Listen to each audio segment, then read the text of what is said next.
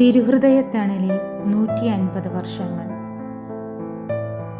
തിരുഹൃദയ പരിഹാര സന്യാസിനി സഭ സ്ഥാപിതമായതിൻ്റെ 150-ാം വാർഷികം. തൻ്റെ ഏകജാതനെ നൽകാൻ തക്കവിധം ദൈവം ലോകത്തെ അത്രമാത്രം സ്നേഹിച്ചു.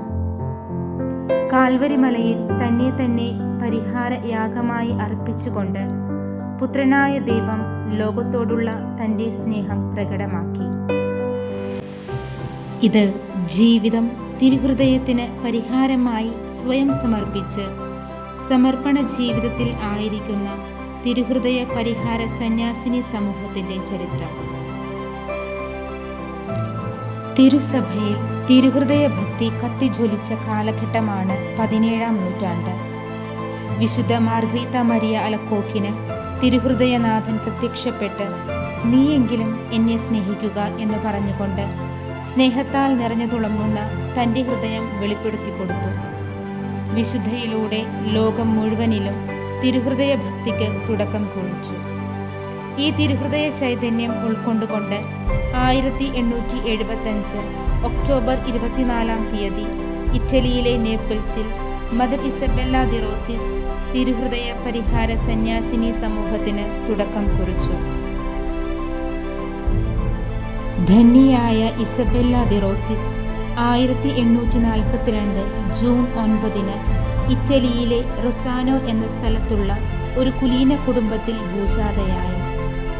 അസാമാന്യമായ ബുദ്ധിമതിയും ധാരാളം പിതൃസ്വത്തിൻ്റെ അവകാശിയുമായിരുന്ന ഇസബെല്ല തന്നെ യേശുവിൻ്റെ തിരുഹൃദയത്തിന് ഒരു യാഗമായി സമർപ്പിക്കുന്നതിനു വേണ്ടി അവയെല്ലാം ഉപേക്ഷിച്ചു. പരിശുദ്ധാത്മാവിനാൽ പ്രേരിതയായ ഇസബെല്ല കർത്താവിന് പാപികളിൽ നിന്ന് ലഭിക്കുന്ന എല്ലാ നിന്ദനങ്ങൾക്കും പരിഹാരം ചെയ്യുന്നതിനും തിരുസഭയിൽ പരിഹാര ചൈതന്യം സുസ്ഥിരമാക്കുന്നതിനും വേണ്ടി തിരുഹൃദയ പരിഹാര സന്യാസിനിമാരുടെ സഭ സ്ഥാപിച്ചു. മദർ ഇസബെല്ല തൻ്റെ അനുദിന ജീവിതത്തിലെ അപമാനങ്ങളെയും കൈപ്പേറിയ അസംതൃപ്തിയെയും തിരസ്കരണങ്ങളെയും കൊടിയ സഹനങ്ങളെയും മഹാമനസ്കതയോടെ സ്വീകരിച്ചും കർത്താവിന് സമർപ്പിച്ചും പരിഹാരമെന്ന ആദർശം തന്നിൽ തന്നെ തികച്ചും വിരോചിതമായ രീതിയിൽ പ്രാവർത്തികമാക്കി. നിരവധി പുണ്യങ്ങളാൽ അലങ്കൃതയായ മദർ ഇസബെല്ല 1911 ഓഗസ്റ്റ് 11-ാം തീയതി 69-ാമത്തെ വയസ്സിൽ തൻ്റെ ആത്മാവിനെ സന്തോഷപൂർവം ദൈവമാതാവിൻ്റെ കരങ്ങളിൽ സമർപ്പിച്ചു. ഈ പുണ്യാത്മാവിനെ വാഴ്ത്തപ്പെട്ടവരുടെ ഗണത്തിലേക്ക് ഉയർത്തുന്നതിനുള്ള നടപടിക്രമങ്ങൾ വത്തിക്കാനിലെ വിശുദ്ധരുടെ നടപടിക്രമങ്ങൾ നോക്കുന്ന തിരുസഭാ സംഘത്തിൻ്റെ കീഴിൽ നടന്നുകൊണ്ടിരിക്കുന്നു. തിരുഹൃദയ പരിഹാര സന്യാസിനി സമൂഹത്തിൻ്റെ ചൈതന്യം സ്നേഹവും പരിഹാരവുമാണ്. ഈ സ്നേഹപരിഹാര ചൈതന്യം വിവിധങ്ങളായ അപ്പസ്തോലിക പ്രവർത്തനങ്ങളിലൂടെ തുടർന്നു കൊണ്ടുപോകുന്നു. സ്നേഹിക്കാത്തവർക്കു വേണ്ടി സ്നേഹിച്ചുകൊണ്ടും പ്രാർത്ഥിക്കാത്തവർക്കു വേണ്ടി പ്രാർത്ഥിച്ചുകൊണ്ടും ഓരോ തിരുഹൃദയ പരിഹാര സന്യാസിനിയും ദിവ്യകാരുണ്യനാഥന്റെ മുൻപിലായിരിക്കുന്നു. ഇന്നീ കാലഘട്ടത്തിൻ്റെ സ്പന്ദനങ്ങൾ തിരിച്ചറിഞ്ഞ് ജനങ്ങളുടെ ആവശ്യങ്ങളിലേക്ക് ഇറങ്ങിച്ചെല്ലാൻ ഓരോ തിരുഹൃദയ പരിഹാര സന്യാസിനികളും പരിശ്രമിക്കുന്നു. വിശ്വാസ പരിശീലനത്തിനും കുടുംബ പ്രേക്ഷിതത്തിനും നേതൃത്വം കൊടുത്ത് തിരുസഭയുടെ ചെറിയ പകർപ്പായ ഇടവകയുടെ ആവശ്യങ്ങൾ തിരിച്ചറിഞ്ഞ് അവർ ആയിരിക്കുന്ന ഇടവക സമൂഹത്തിന് സേവനമനുഷ്ഠിക്കുന്നു. ഒരു വ്യക്തിക്ക് വിദ്യാഭ്യാസം നൽകുന്നതിലൂടെ ആ സമൂഹത്തിൻ്റെ പുരോഗമനത്തിന് നാം ആരംഭം കുറിക്കുന്നു എന്ന് പറഞ്ഞു വച്ച ധന്യയായ മദർ ഇസബെല്ലയുടെ ചൈതന്യം ഉൾക്കൊണ്ടുകൊണ്ട് വിദ്യാഭ്യാസ മേഖലയിൽ സിസ്റ്റേഴ്സ് പ്രവർത്തന നിരതരാകുന്നു.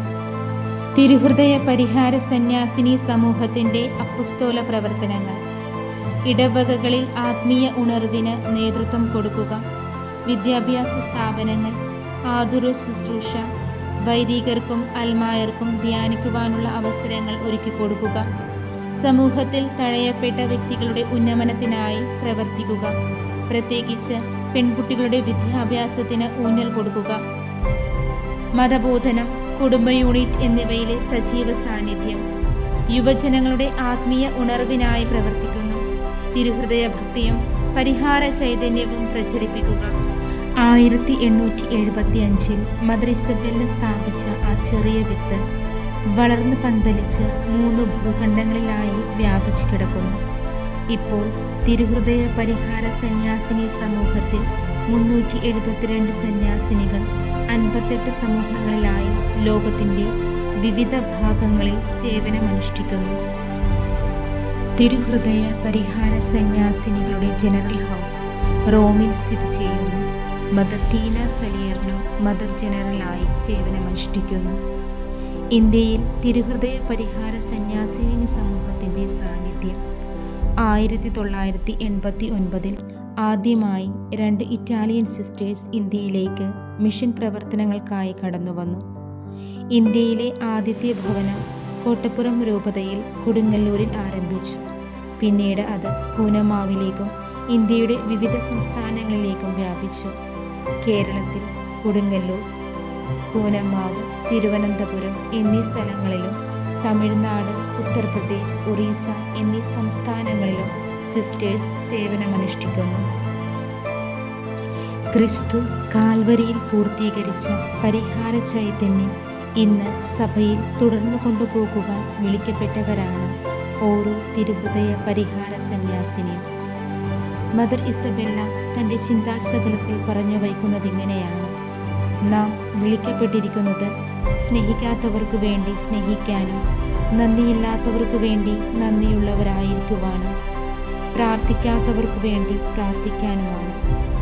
പരിഹാരം അനുദിന ജീവിതത്തിൽ പകർത്തുവാനുള്ള വലിയ വിളിയാണ് ഓരോ പരിഹാര സന്യാസിനിയുടേതും. ഹൃദയത്തിൽ രക്തസാക്ഷിത്വം വഹിക്കുവാനുള്ള വിളി. ഒരു പരിഹാര സന്യാസിനിയുടെ ജീവിതത്തിലെ ഏറ്റവും അമൂല്യമായ നിമിഷം പരിശുദ്ധ അൾത്താരയുടെ സമീപം ദിവ്യകാരുണ്യനാഥൻ്റെ തണലിൽ ആയിരിക്കുന്നതാണ്. തൻ്റെ ജീവിതത്തിലെ എല്ലാ ഉത്തരവാദിത്വങ്ങൾക്കിടയിലും അവളുടെ ഹൃദയം തുടിക്കേണ്ടത് തിരുഹൃദയനാഥനെ തൻ്റെ കൊച്ചു ജീവിതം വഴി ആശ്വസിപ്പിക്കുക എന്ന തൻ്റെ ജീവിത ലക്ഷ്യം നേടുന്നതിനു വേണ്ടിയാണ്.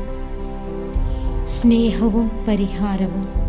സഭാസ്ഥാപകയായ മദർ ഇസബെല്ലയിലൂടെ പരിഹാര സന്യാസിനികൾക്ക് ലഭിച്ച ചൈതന്യം. പരിഹാരത്തിൻ്റെ ഉറവിടം സ്നേഹമാണ്. ക്രിസ്തുവിനോടുള്ള സ്നേഹത്തിൽ നിന്നാണ് ക്രിസ്തുവിനെ ആശ്വസിപ്പിക്കാനുള്ള മാർഗങ്ങൾ തെളിയുന്നത്. ക്രിസ്തുവിൻ്റെ ഭൗതിക ശരീരമായ തിരുസഭയെ സ്നേഹിച്ചുകൊണ്ടും തിരുസഭയ്ക്കു വേണ്ടി നിലകൊണ്ടുകൊണ്ടും ശിരസായ ക്രിസ്തുവിൻ്റെ ശരീരമാകുന്ന ദൈവജനത്തെ സേവിച്ചുകൊണ്ടും പരിഹാര ചൈതന്യത്തിൽ വളരാൻ ഓരോ തിരുഹൃദയ പരിഹാര സന്യാസിനികൾക്കും കഴിയട്ടെ. സ്നേഹ പരിഹാര ചൈതന്യത്തിലേക്ക് നിങ്ങളെ ഏവരെയും സ്വാഗതം ചെയ്യുന്നു. അനുദിന ജീവിതത്തിലെ ക്ലേശങ്ങൾ പരിഹാരമായി സമർപ്പിച്ചുകൊണ്ടും ദിവ്യകാരുണ്യനാഥൻ്റെ മുൻപിലായിരുന്നു കൊണ്ടും പാപികളുടെ മാനസാന്തരത്തിനായി പ്രാർത്ഥിച്ചുകൊണ്ടും നാം ആയിരിക്കുന്ന സമൂഹത്തിൽ നമ്മളാൽ കഴിയുന്ന സേവനങ്ങൾ പരിഹാര ചൈതന്യത്തോടെ ചെയ്തുകൊണ്ടും തിരുഹൃദയ പരിഹാര സന്യാസിനി സമൂഹത്തിൻ്റെ ചൈതന്യത്തിൽ നമുക്കും പങ്കുകാരാകാം.